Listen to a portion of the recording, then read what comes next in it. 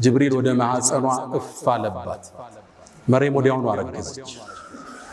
ስታረግዝ እቺ ብዙ ሴት ነች፣ በዒባዷ የምትታወቅ ነች። እርግዝናዋን እንዴት ትግፋው? እንደምንም ደብቃ በአምልኮ አሳለፈች። ዘከርያ ተንከባካቢዋ ነው። ሲያያት ያረገዘች መሰለች። ከዛም ጠጋላት። አንቺ መርየም አላት፣ አንድ ዘር ያለ ሌላ ዘር ይበቅላል እንዴ አላት። እየጠየቃት መጀመሪያ ዘር የፈጠረው ያለ ዘር አይደል አለች። መልሷ ከበደው። አስከተለላት። አንቺ መርየም ወይ አንድ ሰው ያለ አባት ልጅ ሊኖረው ይችላል እንዴ አላት። አዎን አባታችን አደም ያለ አባትም ያለ እናት አይደል የተወለደ አለች። መልሷ ከበደው። ፊት ለፊት መጣላት። መርየም ሆይ አርግዘሻል። ሚስጥሩን ነገረችው። ዘከርያ ሆይ መላእክት መጥቶ አብስረውኝ፣ ከሰማይ መላእክ መጥቶ እንዲህ ተከስቷል ብላ ነገረችው። ዘከርያ ይህን ክስተት ያቅናል። ምጧ እየጨመረ ሄደ። ማንተኗ እርግዝናዋ በትክክለኛው የሙፈሲሮቹ ንግግር 9 ወር ቆይታለች። የመጨረሻ የመውለጃ ጊዜዋ ሲደርስ ተገንጥላ ከቤተሰቦቿ ራቀች።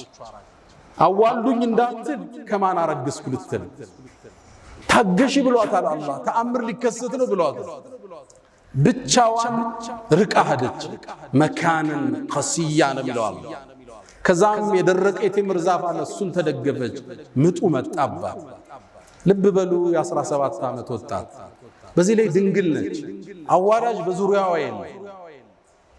ምጡን ብቻዋን እያማጠችው። ምጥ ከባድ ነው ድንግል ለሆነች ሴት። ታዲያ መርየም ልትወሳ ይገባል። ምጡ ውስጥ ስትገባ ልጁ እየተወለደ ነው። አመማት። ከዛ ደግሞ ልጁን ወልዳ ይዛው ልትሄድ ነው። የታመጣሽ ሊባል ነው። አባቱ ማን ነው ሊባል ነው። ጭንቅላቷ ፈረሰ። فقالت يا ليتني مت قبل هذا ከዚህ በፊት ሙቼ በነበር ምን አለ። وكنت نسيا منسيا ተረስቼስ በነበር አለ። ወዲያው ዒሳን አላህ አወጣው። ልጇን ኢየሱስ ተወለደ። فناداها من تحتها ملائكة يتطرات عليهم لجوانا يبالال لجوا ميلو قول أصحن منو لم يقتلوا تأمر من در ياسلو فناداها من تحتها الله عيسى ناغرو كهودو اندو አትዘኝ ብይጠጪ ውሃም እዚህ ያለ ዛፉንም መታ አርጊው ቴምሩንም በያለ ተረጋጋች። እሱም በላች፣ ውሃውን ጠጣች፣ ኃይሏ ተመለሰ። ይሄን ሕፃን ልጅ አዝላው መርየም ወደ በኒ እስራኤሎች መጣች። ድሮም ክፍተት የሚፈልጉላት ብዙ ሰዎች ነበሩ። በዒባዳዋ መሻይኾቹን ሁሉ በልጣ ጥርስ የነከሱባት ብዙ ናቸው። ይሁዶቹ አይወዷትም ነበር። ልክ ይዛው ስትመጣ ዛሬ ጾም ያለው በያትናገሪ ተብላለች። ወደ በኒ እስራኤል ይዛው መጣች። فأتت به قومها تحمله ተሸክማው ይዛው መጣች። ህዝብ ተሰበሰበ። ያ መርየም ምንድነው ይሄ ጉዳይ? لقد جئت شيئا فريا ከባድ ነገር ይዘሽ የመጣሽው የአኽተ ሃሩን። በነሱ አገር ሃሩን የሚባል ሰውዬ ነው። በዒባዳው የታወቀ ነው ከወንዶቹ። ስለዚህ እሷንም እንደ ሃሩን በዒባዳዋ ጠንካራ ነች ነበር የምትባለው። አንቺ የሃሩን ጓደኛ መሳይ ሆይ ምንድነው ያመጣሽብኝ? አባትሽ መጥፎ ሰው አልነበር፣ እናትሽ ዝሙት ሰሪ አልነበረች። ይሄ ልጅ የት መጣ? መቼ ነው ያገባሽው? ከየት ወለድሽ? فأشارت إليه ጾም ያለው በይ ተብላለች።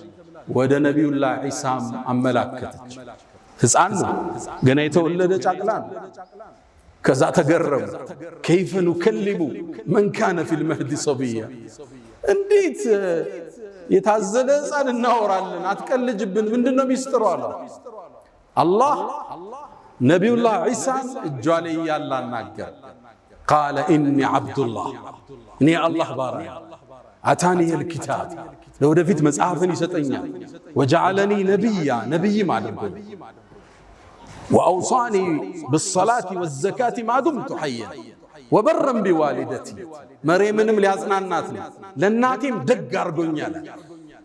ولم يجعلني جبارا شقيا والسلام علي እናቱን አሁንም ያጽናናት ነው። በእኔ ላይ ሰላም ይስፈናል ሕፃኑ ኢየሱስ ወሰላሙ ዐለይሂ የውመ ውልድት ወየውመ አሙት ወየውመ ኡብዐሱ ሐያ።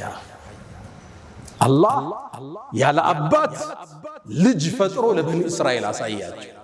ሁሉን ነገር ቻይ ጌታ እንደሆነ ገለጠላቸው። ሕፃን ልጅ እንደማይናገር ያውቃሉ። አናግሮ አላህ አሳያቸው። ይሄ ሕፃን ነገ ትልቁ ነው ይላካል፣ ተከተሉት ማለት አላህ አስከትሎ ምን አለ? ذلك عيسى بن مريم ኢየሱስ ማለት እንግዲህ ይሄ ነው። አላህ እኮ ልጅ ሊይዝ አይገባው፣ ሱብሃነ ጥራት ይገባው። ኢየሱስ እንዴት ልጁ ሊሆን ይችላል? እንዴት የጌታ ስልጣን ተጋሪ ሊሆን ይችላል? ذلك عيسى بن مريم የመርየም ልጅ ኢየሱስ ማለት ይሄ ነው እንግዲህ አላህ። አላህ ልጅ ሊኖረው አይገባም። ሱብሃነ አንድ ነገር ሲፈልግ ሁን ይለዋል፣ ይሆናል። አላህ ኢየሱስን ልጅ አድርጎ ሊይዝ አይገባው ማለት። ኢየሱስም ንግግሩ ሲቋጭ ምን አለ? አላህ እኮ ረቢ የኔ ጌታ እሱ ነው፣ ወረብኩም የእናንተም ጌታ ፈዕቡዱ ተገዙት፣ ሀዛ ሲራጡን ሙስተቂም ቀጥተኛው መንገድ ይሄ ነው አላቸው። ከዛ ትልቅ ቤተሰብ ከዝች ብፁዕ ወጣት ኢየሱስ የተባለ ከታላላቅ ነቢያቶች አንዱ የሆነ ኡሉል ዐዝም ሚነ ሩሱል ምድር ላይ ተከሰተ። ጥብቁነት ሽልማት አለው። ቁጥብነት ደረጃን ከፍ ያደርጋል። ራስን መጠበቅ ለሽልማት ለእንደዚህ አይነት ታሪክ